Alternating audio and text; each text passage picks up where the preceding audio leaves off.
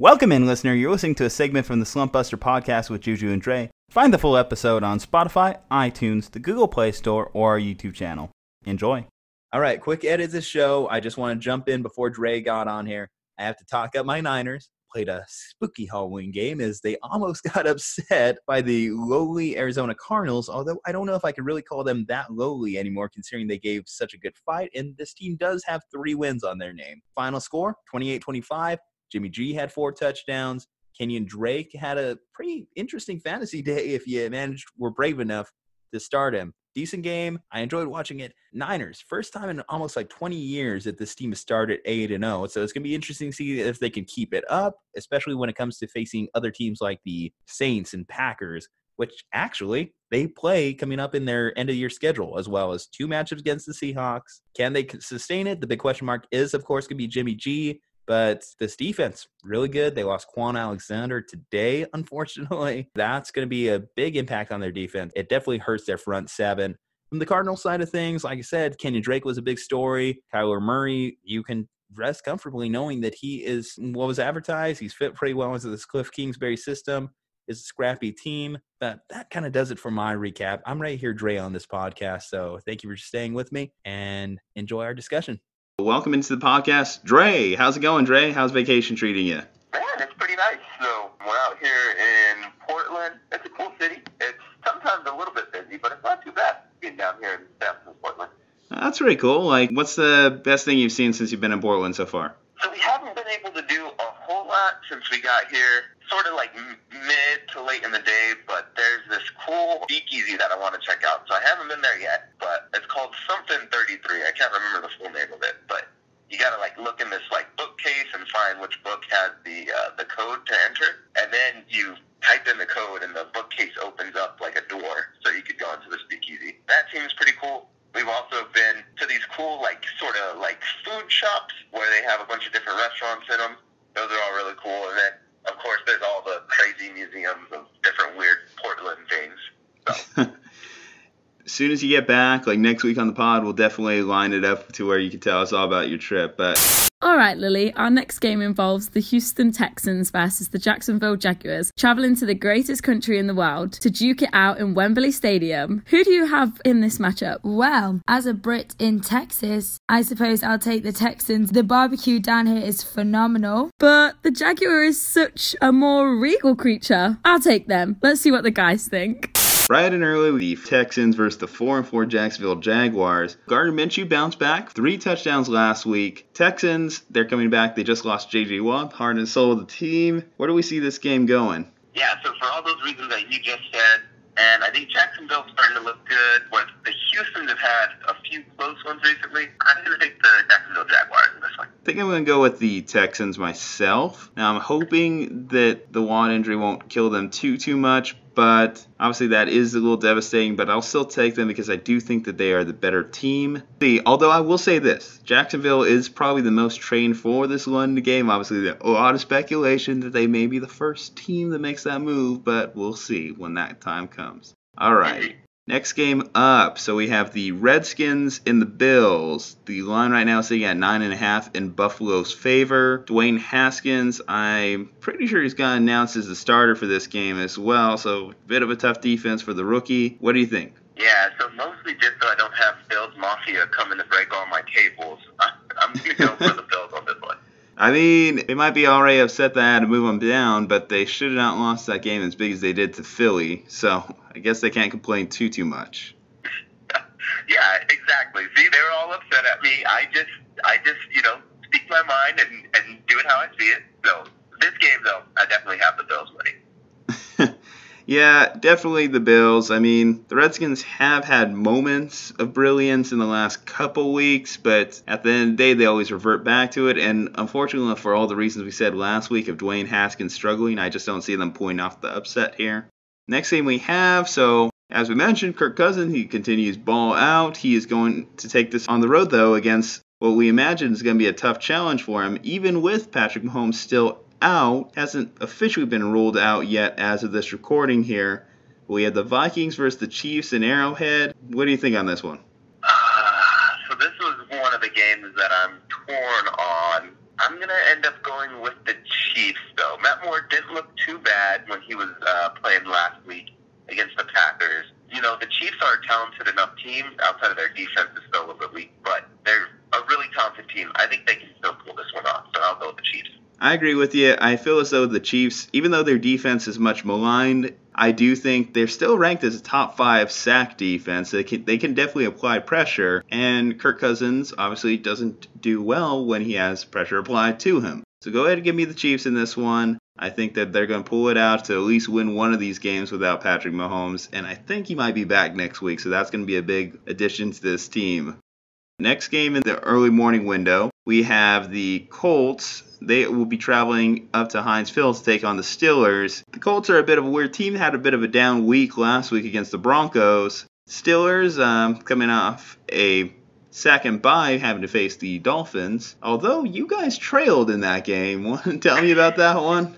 It's a pattern that always happens, and so I'm going to say that Tomlin or the coaching staff or the players, I don't know what it is, but they never come out prepared when they're facing teams that they know are not as good as them. And why is it that way? I have no idea. Luckily, we didn't lose to the Dolphins, but I thought that we were for a second. And it's just a consistent pattern, so I think it doesn't matter how good our team is, we always have a really bad loss, or 2 or even 3, to some teams that are really bad, right? So think about the Chargers always underperforming against bad teams, while the Steelers are probably even worse. That being said, I'm glad we got out of that Miami rut, but that worries me against the Colts. The Colts are actually still a pretty good team, even without Andrew Luck this year. Unfortunately, I'm going to have to go with the Colts, even though I love the Steelers.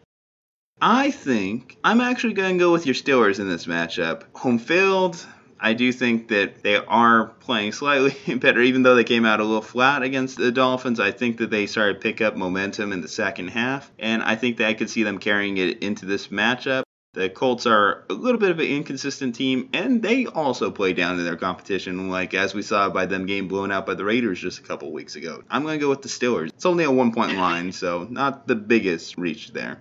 Yeah, no, I think it's going to be a close game, but this way, either way I win, right? So if you're right, hey, my team won. If I'm right, I told you so. That's such a glass half full way of thinking about it, but I can endorse it. 1-1 combined between these two teams here, but the Jets are taking it on to Miami right now. Now, Miami has been playing better in recent weeks. Mentioned they scrapped on Monday night. They've had moments in which they've led in some contests. And it's incredibly hard for a team to go 0-16. Do you think this is a spot for Miami to get their first win against their division rival?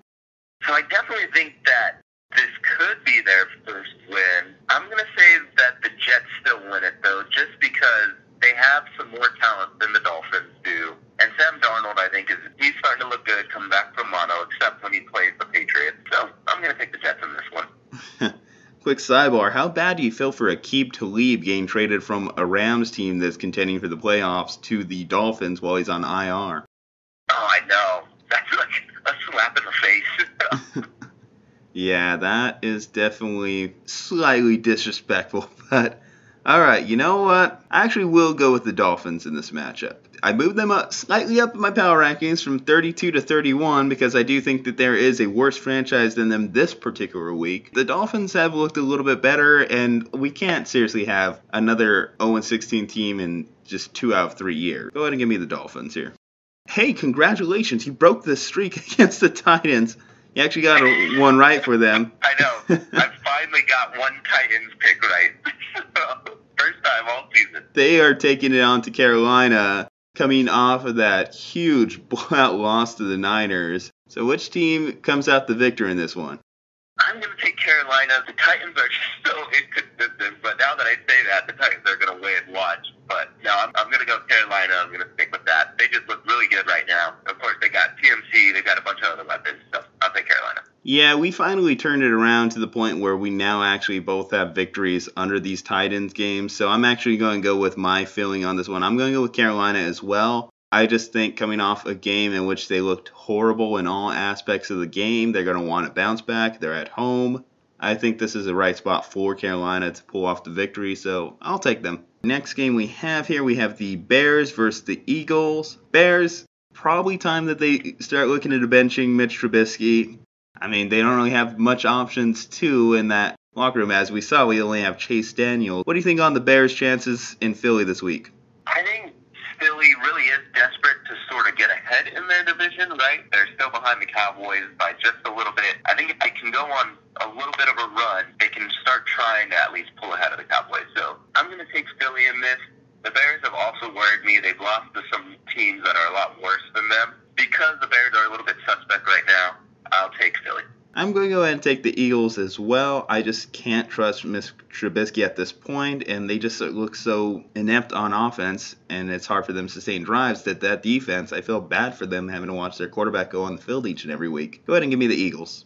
So now we're moving into the afternoon games. We have the Raiders and the Lions going head-to-head. This is the first game taking place in Oakland in quite a bit, so the Raiders have been just brutal schedule. I've been on the road for almost a month and a half now. And the Lions, so they had a little bit of a bounce back week, but there's a little bit of locker room contention now as a very popular safety, Quandre Diggs, got traded off their roster just randomly in the middle of the night. So there's been a little bit of struggle internally between this team and Matt Patricia. Do you think that they'll get over it long enough to face the Raiders? Because Raiders are a tough team, and yeah, I think the Raiders really are a sneaky good team, right? Not everybody was expecting them to do much this season, and obviously they've come out and won a lot of games that I think surprised people. That being said, I'm still going to go with the Lions. Matt Stafford's just playing on another level right now from what we've seen in the past. The Lions team, as you know, we've said from early on, they're surprisingly good. I know that you said that there's a little bit of drama right now in the locker room, probably. I think they get over it, and I'm going to go with the Lions in this one. Disagree with you on this one again. I am going to take the Raiders at home. I do think that they have been playing better as they go. The tougher teams, they've struggled, but I do think that this Lions team has come back down to earth a little bit, specifically their pass defense. So expect this one to be a little bit of a shootout. I'm going to go ahead and go with the Raiders, and yeah, we'll see how this one goes. Next matchup we have Tampa Bay Bucks. They are going all the way across country to face Seattle. Russell Wilson, he has cooled down a little bit. Not quite at the MVP level he was at the earlier part of the season, but, it's just maybe a bad couple of weeks for him. Do you think that this week he just goes off against that weak Bucks defense? Can Jameis throw less than 3 picks? What do you think? Yeah, that would be an interesting one. What's the over and under on Jameis Winston's pick count? I'm sure, honestly, they probably do have that prop bet going on somewhere. Is the guy legit colorblind at this point? We have to at least keep the possibility open. Oh, yeah. I mean, I would say, what do you think is a good line? 2.5? Would you take over or under 2.5 picks for Jameis Winston this game? Well, luckily for him, the Seattle defense isn't really the most dominant that they've been in recent years. So, but I don't think that matters. I'm actually going to go over. No, but go ahead. But no, I know what you're saying. I still think that the Seahawks would still be able to get a few interceptions off them. Yeah, and with that said, I do see the Seahawks coming out the victor in this matchup. So give me the Seahawks. Give me the over on Jameis interceptions. Give me the over on the spread, too. Yeah, no, I totally agree. I think the Seahawks are going to come out. They're going to be on fire, especially playing at home. All right, so can the Browns bounce back? So they're going into Denver this week. Right now, Denver is the 3.5-point underdog. Are the Browns able to make this work? I mean, now they're sitting at 2-5, so they really can't afford to lose anymore. Yeah, and I wonder, I haven't gone back and looked at all the picks that they gave up to get certain people, right? Because they obviously have a stacked roster this year, but I'd be interested to see, did they give up, their first-round picks thinking that they're going to be really good this year? I don't know. I don't see them losing to Denver, though. Denver's had a few hard losses in recent weeks, and this whole year, right? They've been up, they've been winning on, up until the last drive by the other team, and then they lose it off of, a field goal or something like that. That being said, I still think the Browns are going to win this one, so give me the Browns. Yeah, I don't think I've seen a team lose it quite as often on as many game-winning kicks as the Broncos have this year. Mm-hmm. They just lost a game to a 55-year-old. Rough season so far for the Broncos. I think that this is a spot where the Browns should win, will win. Go ahead and give me the Browns. Someone's got to take play calling duties away from Freddie Kitchens. I don't know if you saw that horrible Baker Mayfield pick this last week. I saw a little bit of it, and that's just worrying to me, right, is really bad coaching on top of, your team is they have some talented skills players, right? But like the O-line is bad, and so mixing those things, bad play calling, bad O-line, right, doesn't really work.